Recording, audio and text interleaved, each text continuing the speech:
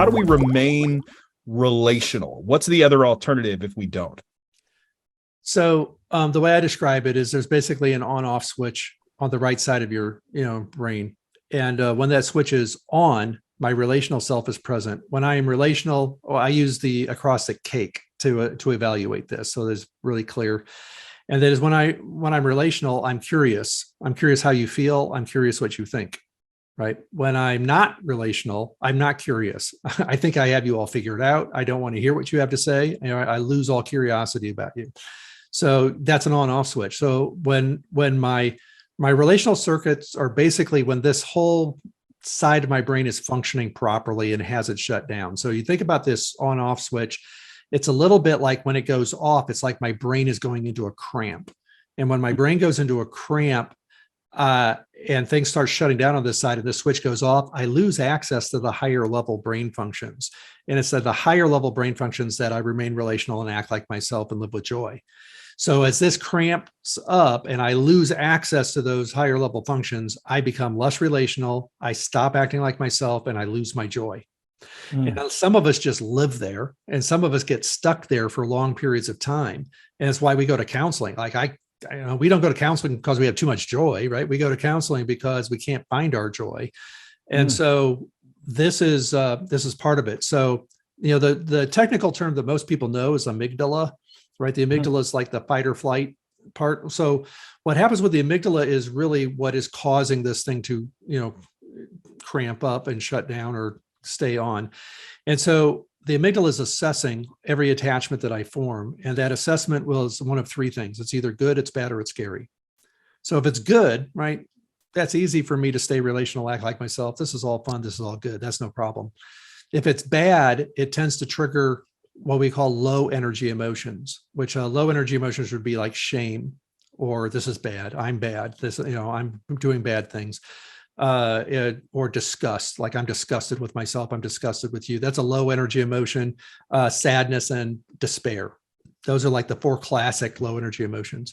If the amygdala says this is scary, then that's when I get fight or flight. And I will become angry. I want this to stop, or I become scared. I just got to get out of here.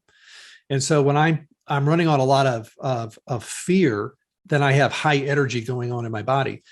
So where this gets really complicated, if it's not already, where this starts to get is that you can have high energy and low energy emotions at the same time. So to your body, it's a little bit like somebody stepping on the gas and stepping on the brakes at the same time. It's like I've got fear and anger that are stepping on the gas, and I've also got shame and despair that are stepping on the brakes. And so my body can literally shake, right? Because I've got so much stress and so much pressure under here.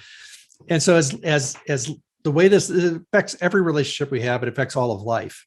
And so maturity is maturity. We're just going to take maturity and apply it to leadership.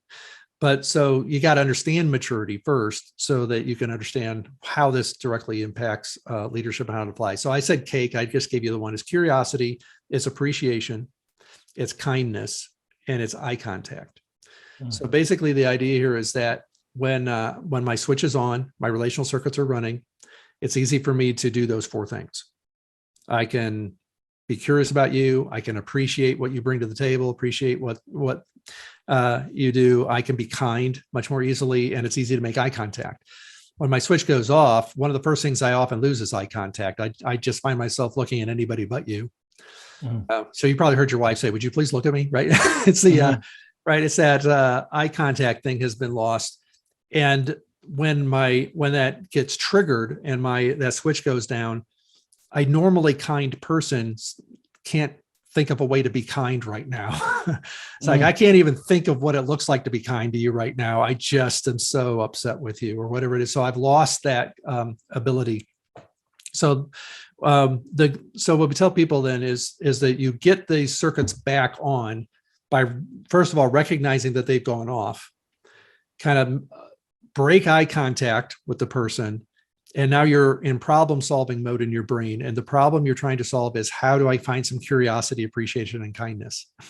And then once I can find those and my relational circuits start flowing again, and that switch pops back on, now I can make eye contact again, re-engage. And sometimes that takes seconds.